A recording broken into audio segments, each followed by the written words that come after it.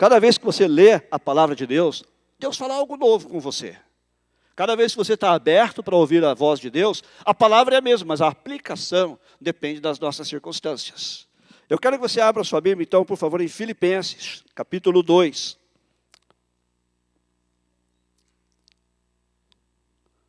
E nós vamos ler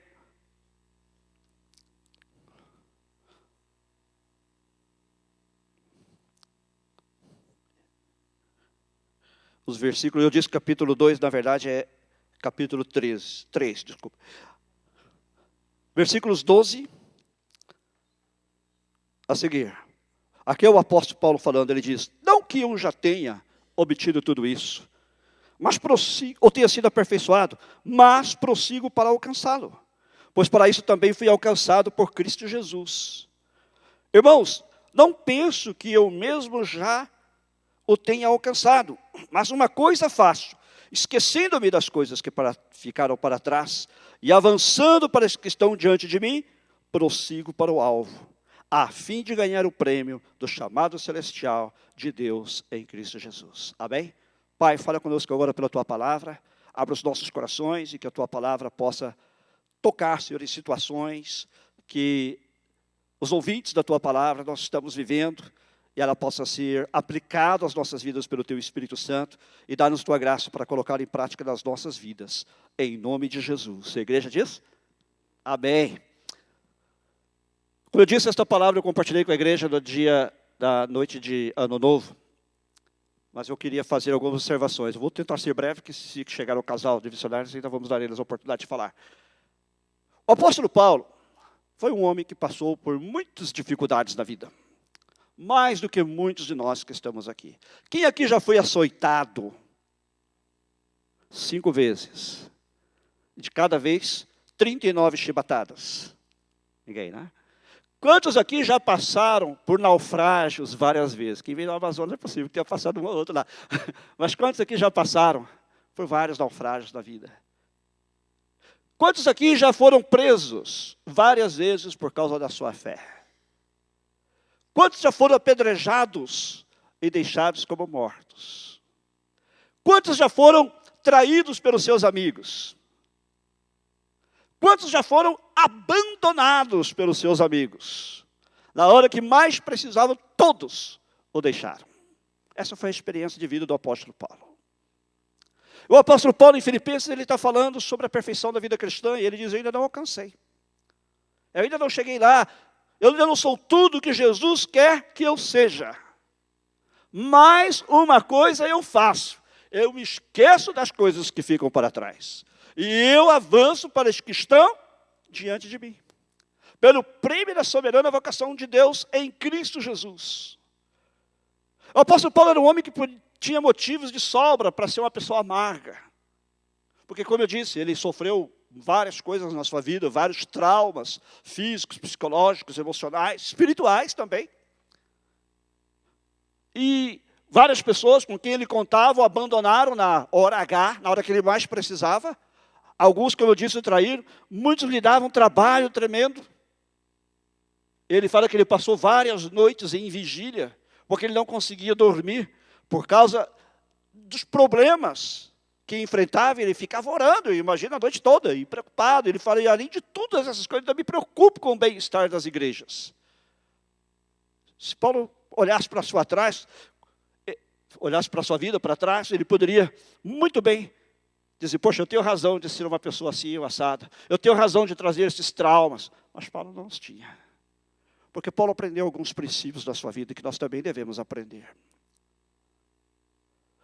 Paulo, quando ele olhava para trás, ele podia ver todas essas coisas.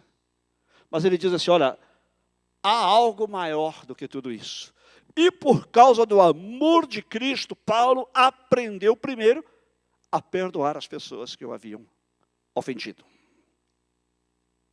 Paulo aprendeu a perdoar as pessoas que o abandonaram quando ele mais precisava. Talvez você já tenha vivido uma situação assim. Uma pessoa com quem você contava abandonou você na hora que você mais precisava. Alguém que se dizia seu amigo deixou sozinho. Isso aconteceu com Jesus também. A Bíblia diz que quando Jesus mais precisava dos seus discípulos, quando ele diz, a minha alma está triste até a morte, todos os discípulos o abandonaram. Não ficou nenhum. E aquele que era o mais chegado de Jesus, Pedro, que até disse para ele, olha, Senhor, eu vou contigo até a morte, se for preciso eu morro por ti. Negou 3 vezes.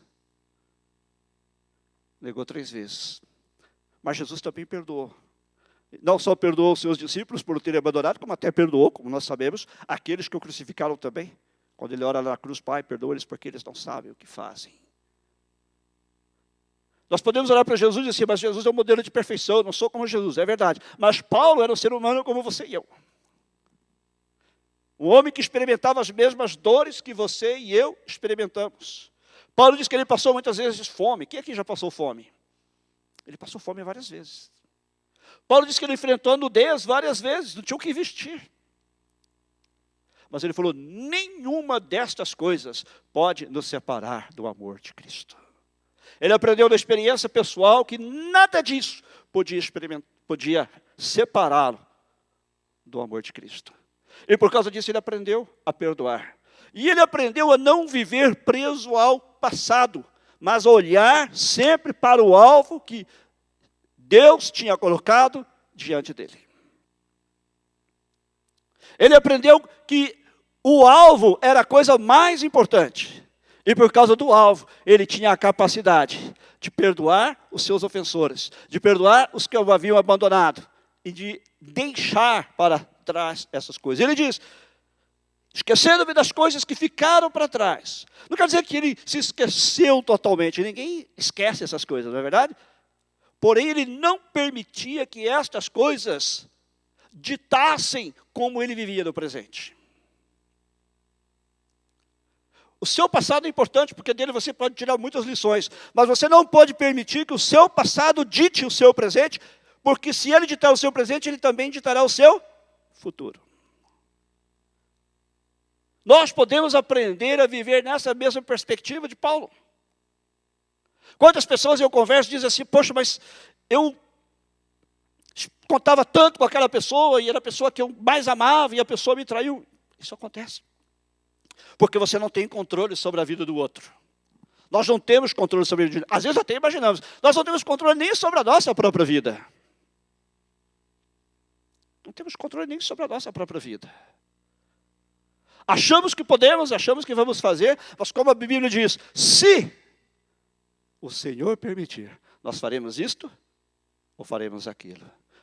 Só mesmo se Deus permitir, porque nós não temos controle. E muito menos sobre a vida dos outros, porque Deus nos criou com a capacidade de decisão. E as pessoas podem decidir fazer aquilo que não agrada a você.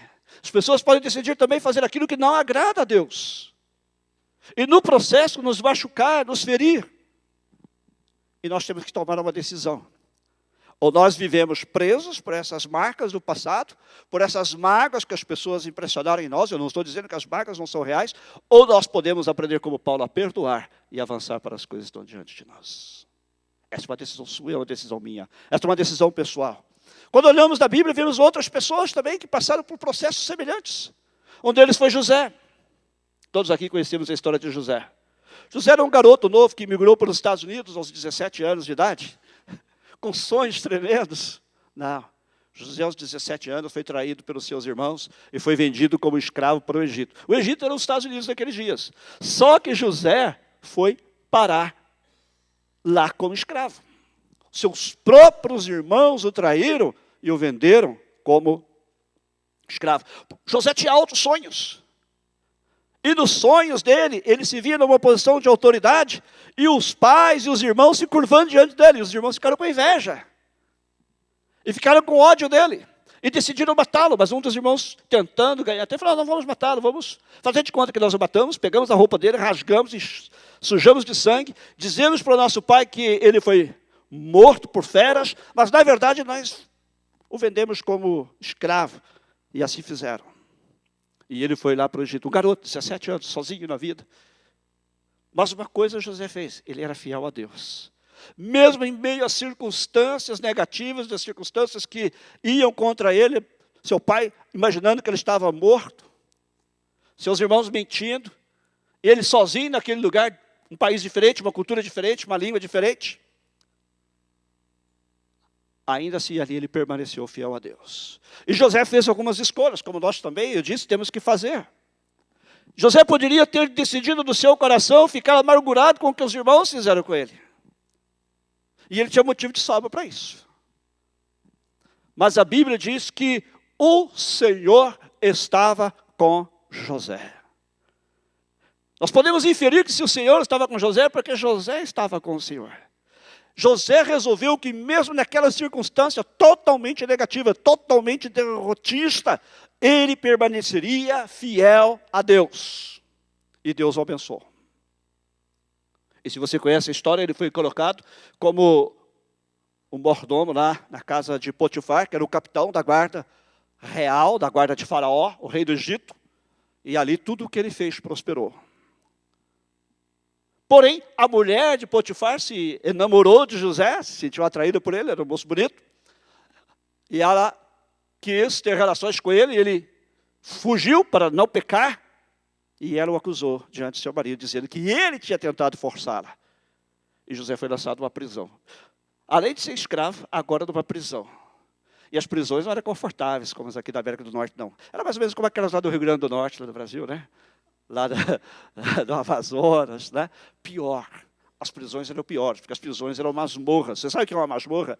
É uma prisão debaixo da terra, onde não entra a luz do sol, onde não tem limpeza, não tem higiene. E ele ficou preso ali.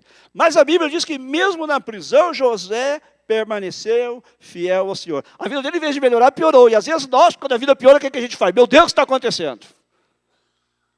Deus me abandonou. Eu não vou ser mais fiel a Deus, porque Ele só me deixa ir de mal a pior. José ficou fiel a Deus ali. Ele foi para lá por causa da sua fidelidade a Deus. Irmão, a gente pensa que por ser fiéis a Deus, nós vamos ter paz, alegria e prosperidade o tempo todo. Nem sempre é assim, porque a prosperidade de Deus é diferente da nossa. O modo de Deus de ver as coisas é diferente do nosso modo de ver. Nós esperamos que por servirmos a Deus, nós vamos ser abençoados. E é verdade. José foi abençoado, só que de uma maneira inesperada. Permaneça fiel na hora mais escura da sua vida, porque você não sabe o que Deus pode estar preparando para você lá na frente. E lá na prisão, a Bíblia diz, o Senhor estava com José. Ele permaneceu fiel a Deus lá na prisão. E logo, o chefe lá dos carcereiros, vendo o que José fazia, porque ele era um prisioneiro diferente, ele chegou ali, possivelmente já começou a varrer a cela, tirar a sujeira, as sujeiras humanas também, que estavam ali, daquele lugar, era horrível, fétido. E o chefe dos carcereiros percebeu que daquele moço havia alguma coisa diferente. E ele colocou a José como chefe de todos os prisioneiros. E ali, na prisão, Deus fez José prosperar. José não sabia, porém Deus tinha um propósito para a vida dele naquela prisão. Passado algum tempo, chegam 2 prisioneiros lá. Os 2 trabalham para Faraó. E os 2 lá na prisão têm um sonho. E um diz assim, olha, eu tive tal sonho assim, assim. O que será que significa? E José diz para ele, olha, Deus está me mostrando que você vai voltar lá para Faraó, mas ele vai rejeitar você e você será morto. E o outro, que era o copeiro de Faraó, o que provava o vinho de Faraó, diz para ele, eu também tive um sonho assim, assim, o que você acha que significa? E ele diz assim, Deus está me mostrando que seu sonho significa que você vai voltar diante de Faraó, ele vai restaurar você a sua posição. Imagina a alegria do rapaz, né? Agora lembre-se de mim, quando isso acontecer. A Bíblia diz assim, gente, aproveitem todas as oportunidades. Se você tem uma oportunidade, se Deus abre uma janela de oportunidade para você, aproveite. Deixa a luz entrar. Se Deus abre uma porta para você, entra por ela. José, quando ele viu ali uma oportunidade, ele falou para o rapaz, quando isto acontecer, lembre-se de mim. Passado algum tempo, os 2 foram soltos, e um realmente foi morto, conforme José tinha previsto, e o outro foi restaurado a sua posição. O copeiro foi restaurado a posição de copeiro morto do Faraó, porém, ele se esqueceu de José. Mas Deus não. Deus não se esqueceu de José. Deus continuou trabalhando. Na hora mais escura, não se esqueça disso, Deus está trabalhando. Alguém disse que os moinhos de Deus moem lentamente. Nós queremos as coisas para já, não é? Ainda mais agora na época do Facebook, Wi-Fi, isso e aquilo. A gente chega no lugar, qual a primeira coisa que você pergunta para a pessoa? Tem Wi-Fi? César, posso usar o seu Wi-Fi? Não é? Porque nós queremos tudo. Eu resolvi dar um tempo no meu Facebook. Eu estou entrando lá, não sei se as pessoas estão percebendo, bem pouco. Não mando mais parabéns para as pelo Facebook, porque está tomando muito tempo. Isso não pode ser prioridade da minha vida. Cada um sabe que é prioridade da sua. E não abandonei, mas tomei mais devagar. Uma decisão minha, pessoal. E José esperou. Ele não sabia o que ia acontecer, mas ele viu uma oportunidade e ele usou aquela oportunidade. Passado mais algum tempo, 2 anos depois, Faraó tem um sonho. E aquele sonho perturba muito Faraó. E ele chama todos os sábios e ninguém consegue decifrar o sonho. E ele chama os adivinhos, e os feiticeiros, e os magos do Egito. E ninguém consegue decifrar aquele sonho. Aí, então, o copeiro se lembra. Deixa eu dizer uma coisa para você. O copeiro era uma pessoa de muita confiança. Porque o copeiro era o homem que provava o vinho do rei. Porque era comum naqueles dias envenenar os reis para se livrar deles. Então o copeiro primeiro tomava. Porque se morresse, morria o copeiro, não morria o rei. Também provavam a comida do rei. Se tivesse algum veneno, quem morria era o copeiro. Na Bíblia nós encontramos o outro importante personagem que também era copeiro, lembra-se? Neemias. Neemias era copeiro do rei da Pérsia. Bem, mas esse copeiro aqui do Egito, ele se lembra daquele momento, do sonho, ou dos sonhos, no plural, porque eram de 2 pessoas, que José havia interpretado. E ele diz: Majestade, tem um homem lá na prisão que sabe interpretar. Nele está o Espírito de Deus e ele sabe como interpretar sonhos. Mande buscá-lo, que eu tenho certeza que ele vai interpretar o seu sonho. Imagina, Faraó, o homem mais importante da terra. O Império Egípcio era a maior potência daqueles dias. E José, lá no outro extremo da escada ou escala social, lá na prisão, além de escravo, preso. E Faraó manda buscá-lo. Nunca desista de servir a Deus. Nunca, por um momento, pense, a menos que você esteja em desobediência. Aí é diferente.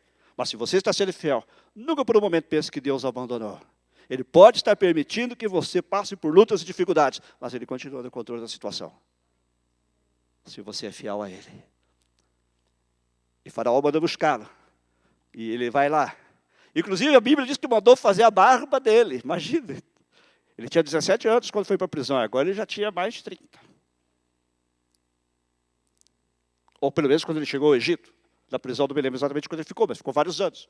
A barba. E os egípcios detestavam gente com barba. Alguns faraós deixavam aqui, né? Um cavanhaquezinho. E aí vão, dão-lhe um banho, colocam as melhores roupas nele e o levam diante do faraó. E ele interpreta o sonho de faraó. Ele falou: olha, vai haver 7 anos de grande abundância nesta terra. E depois de 7 anos vai haver 7 anos de fome em toda a terra. Então eu sugiro ao rei que plante bastante nesse período, aproveite, que a terra vai produzir muito, e faça celeiros e estoque o alimento que vai ser produzido, para que depois, então, no período da crise, haja alimento suficiente para alimentar o povo e até vender para as outras terras. E eu sugiro também que o rei, quando você tiver a oportunidade, aproveite. E eu sugiro também ao rei que coloque um homem que seja capaz de administrar isso. E o rei olhou para ele e falou assim: quem é melhor do que você? Se você me deu todas essas dicas, você é o melhor administrador. E assim José é promovido ao segundo homem mais importante do Egito. Em outras palavras, segundo homem mais importante do mundo. Seja fiel a Deus. Seja fiel a Deus. Ele vai honrar você. E ele agora está naquela posição, um dos homens mais poderosos do mundo. E passam-se os anos, a terra produz verdadeiramente, depois ela para de produzir. E quando chega o final dos 7 anos, vem a fome. E pessoas vêm do mundo inteiro para comprar alimento no Egito. E entre os que vêm de outros países para comprar, vêm também os irmãos de José. Porque havia fome lá em Canaã. Canaã, se você olhar no mapa, faz fronteira com o Egito. E eles também estavam experimentando fome e o pai os mandou lá. E para fazer a história curta, quando eles chegam lá, José os reconhece. Eles não o reconheceram. Lembra-se que ele tinha 17 anos quando ele saiu de casa. Ele agora estava lá, vestido como um egípcio, falando egípcio. Essa é a vantagem quando você vem adolescente para outro país, porque você aprende rápido, né? Mas ele não havia esquecido a língua paterna. Ele ainda se lembrava. E ele via seus irmãos ali. E é o momento da vingança, não é? É a hora de tirar a forra. É a hora de fazer com que eles paguem por tudo o que lhe fizeram. A oportunidade está nas mãos dele. Ele é o homem mais poderoso. Depois de Faraó. Mas José é um servo de Deus. E ele usa alguns estratagemas para fazer com que os irmãos tragam o irmão mais novo, que era filho da mesma mãe que ele. E finalmente um dia ele reúne os irmãos, oferece-lhes um jantar. E ali ele se revela a eles. Qual foi o primeiro pensamento que passou pela mente dos irmãos? Já éramos. Ele agora vai mandar cortar a nossa cabeça. E José diz para eles, veja bem, José não negou o mal que eles tinham feito. Ele falou, vocês intentaram o mal. Vocês fizeram o que era errado. Vocês tentaram destruir a minha vida. Ele não negou o fato. Porém, Deus transformou o mal em bem, como hoje se vê. Se vocês não tivessem vindo para cá, hoje eu não estaria nessa posição e possivelmente todos já teríamos morrido de fome. Irmãos, quando a gente diz que Deus está no controle, Ele está no controle. Amém? Deus estava trabalhando em todas aquelas situações para que a vida do seu povo fosse preservada. E José reconhece isso e ele diz, olha, agora eu poderia me vingar de vocês, mas não é isso que eu vou fazer, eu vou perdoá-los. E ele os perdoa e chora com eles. A Bíblia diz que ele chorou muito. Inclusive, a primeira vez ele chorou escondido, porque ele não queria que os irmãos vissem. E na oportunidade que ele tem de se vingar, ao contrário, ele oferece perdão e amor. Mas os irmãos têm dificuldade de aceitar o perdão dele.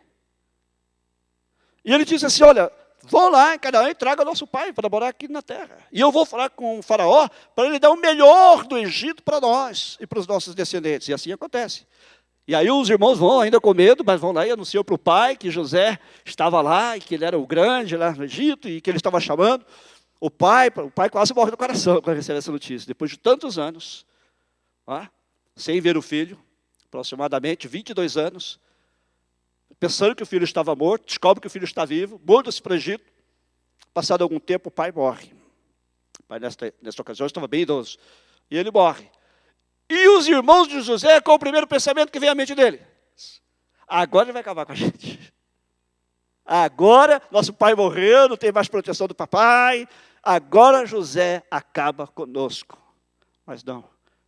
Quando nós perdoamos, irmãos, o perdão é duradouro, é permanente, amém? Conheço muita gente que diz assim, eu perdoo se. Isso não é perdão. Eu perdoo se. Eu ponho condições para perdoar, então não é perdão. Jesus disse assim, olha, se o seu irmão vier falar com você 70 vezes 7 que ele errou, você deve perdoá-lo. Se ele vier falar com você várias vezes no dia que ele errou e pedir perdão, você deve perdoá-lo. Não tem si, não tem mas. E assim José oferece o perdão. José tinha um motivo de sobra também, não tinha, gente? Para guardar mágoa, para vingança, mas ele escolheu o caminho de Deus. O caminho de Deus sempre é melhor, amém? O caminho de Deus sempre é melhor. E como Paulo, ele também podia dizer, olha, eu esqueço das coisas que ficaram para trás. Eu esqueço de tudo que vocês me fizeram. O que vocês fizeram é fato, mas não me magoa mais. Isso é perdão. É quando eu lembro de um fato, e aquele fato já não me magoa mais. Aí eu sei que eu perdoei. Pode levar algum tempo para a mágoa sarar? Pode. Pode levar algum tempo para a dor sair do coração? Pode. Pode ser até que você tenha que fazer um exercício e dizer várias vezes que você perdoa aquela pessoa. Mas você sabe que você perdoou. Quando lembrar da mágoa, já não lhe fere mais. E como Paulo, José também podia olhar para trás e dizer: eu me esqueço das coisas que ficam para trás e avanço para as que estão diante de mim, pelo prêmio da soberana vocação de Deus. Cada dia nós temos que fazer uma decisão do que é que vamos fazer com a nossa vida, de como é que vamos tratar as pessoas ao nosso redor. Se vamos amá-las, ou se vamos amá-las, mas se vamos perdoá-las, ou se vamos perdoá-las, porém, ou se. Cada dia é uma decisão que nós temos que tomar. Como o apóstolo Paulo, José também aprendeu a perdoar os que o haviam traído, os que haviam magoado, os que haviam mentido a respeito dele, os que haviam difamado a sua reputação. E para terminar, eu gostaria de mencionar um outro personagem da Bíblia, que também passou por uma experiência semelhante, porém, em alguns aspectos diferentes. Este homem não foi traído pelos seus, ele não foi magoado por outras pessoas, mas este homem experimentou um grande fracasso na sua vida. O nome dele é Moisés. Quantos de nós estamos presos ao passado por causa de mágoas, por causa de pessoas que nos magoaram, por causa de pessoas que nos traíram, pessoas que nos abandonaram, mas quantos de nós também estamos presos ao passado por causa de fracassos que nós mesmos cometemos? Moisés foi um homem assim. Nós conhecemos a história de Moisés, como os 40 primeiros anos da sua vida, ele cresceu no palácio de Faraó, príncipe do Egito. Vivia na maior corte, maior esplendor do mundo.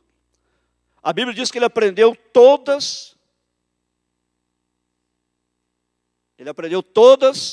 as ciências do Egito. Um homem muito sábio, um homem muito treinado. Mal imaginava ele para quê. Quero lhe dizer uma coisa: todas as experiências que você adquire na sua vida podem ser usadas por Deus para cumprir algum propósito dele. Todas. Tanto as positivas como as negativas. Moisés estava ali pensando que um dia, talvez, herdar o trono ele não ia, porque ele não era filho de Faraó, ele era filho da filha de Faraó, por adoção. Mas ele iria ser um grande homem no Egito. Porém, aos 40 anos, ele vê um egípcio maltratando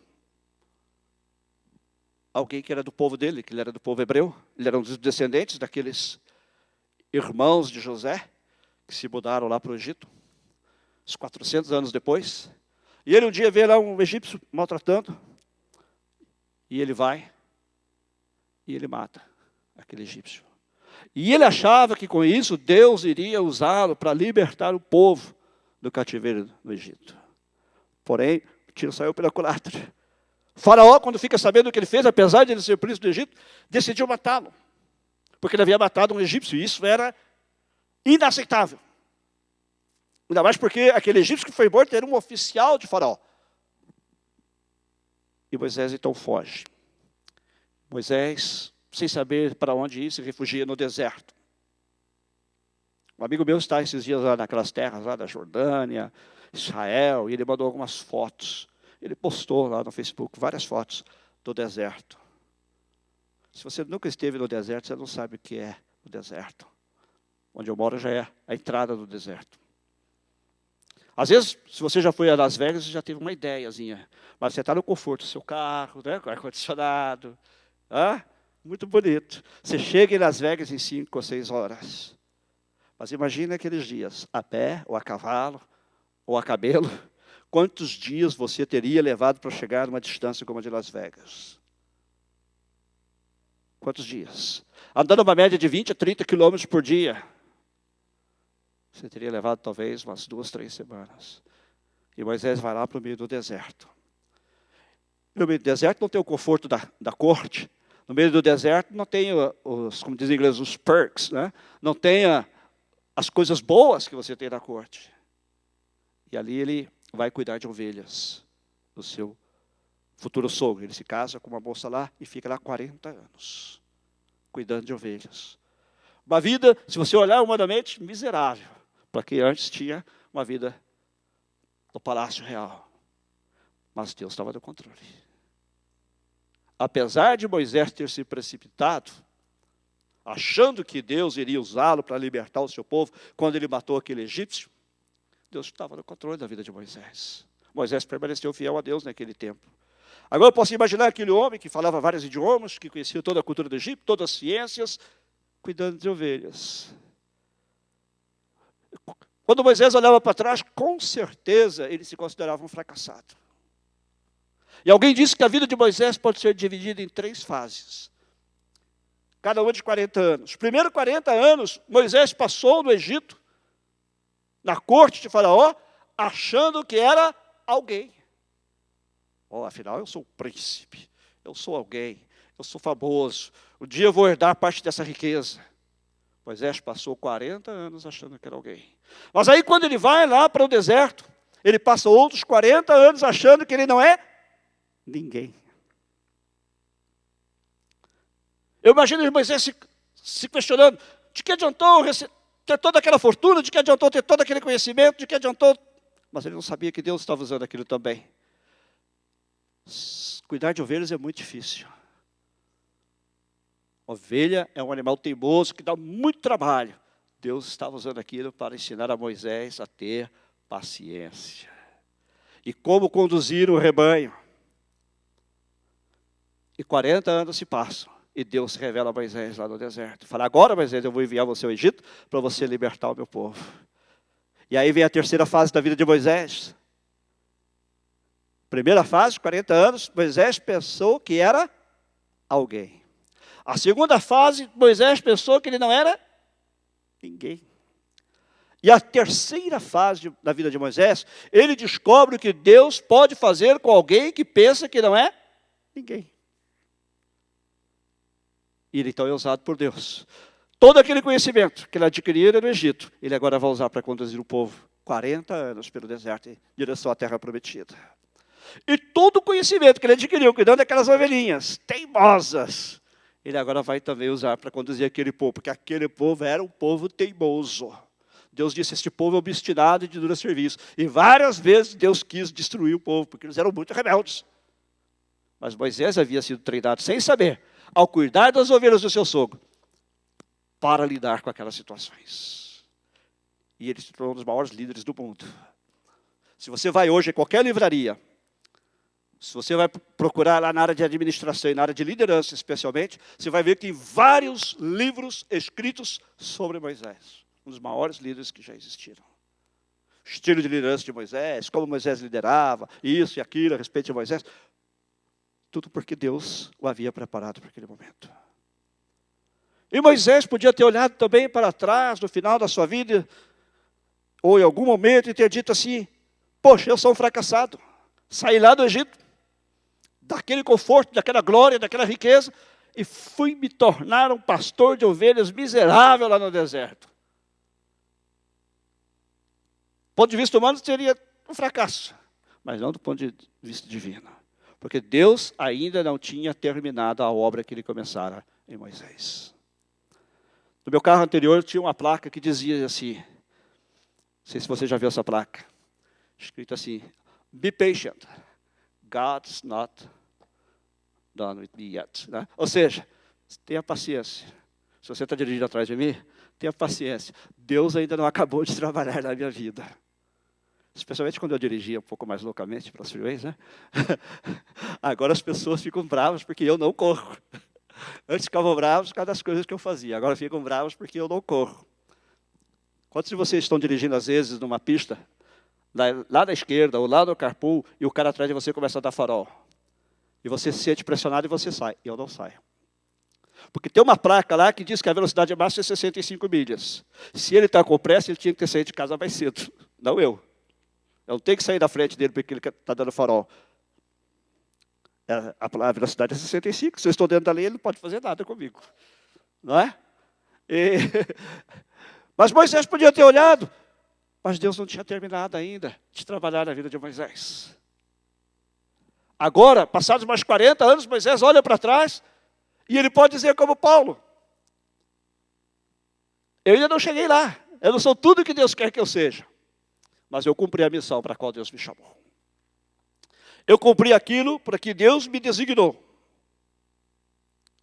Eu não cheguei lá ainda, mas uma coisa eu faço, esquecendo-me das coisas que para trás ficam, e avançando para as que estão diante de mim, prossigo para o alvo, pelo prêmio da soberana vocação de Deus em Cristo Jesus. E você?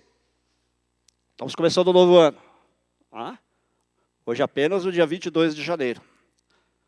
Se a previsão de um amigo meu estiver certa, vai chover todos os meses deste ano.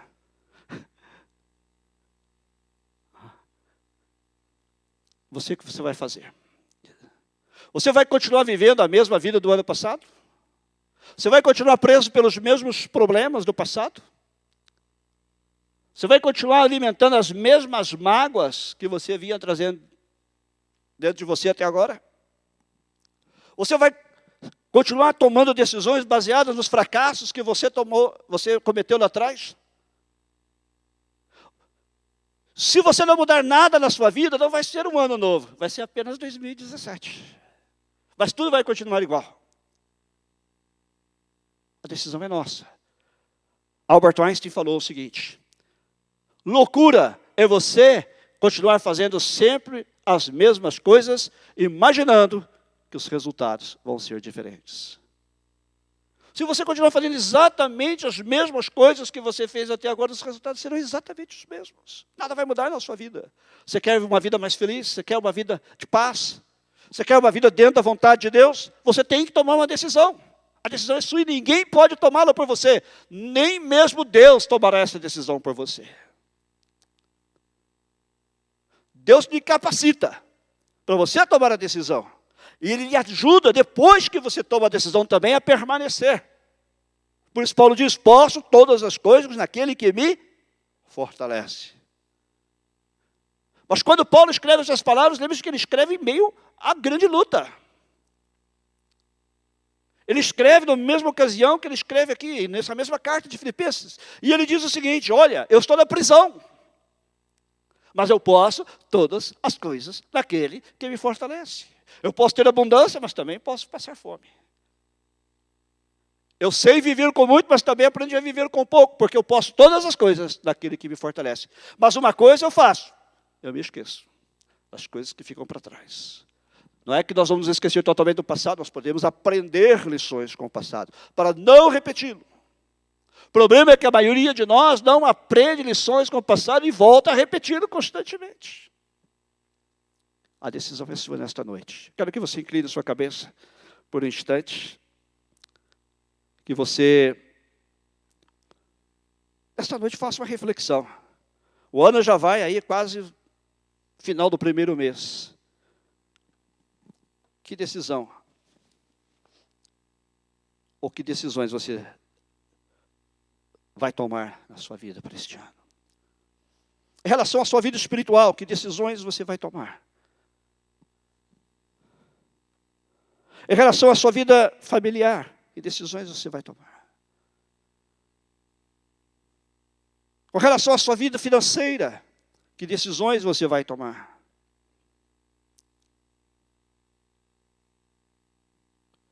Com relação à sua vida profissional, que decisões você vai tomar? Com relação a cada área da sua vida, você vai continuar repetindo a sua rotina? Você vai continuar fazendo as mesmas coisas e sendo guiado pelos fracassos ou pelas mágoas, pelas traições do passado?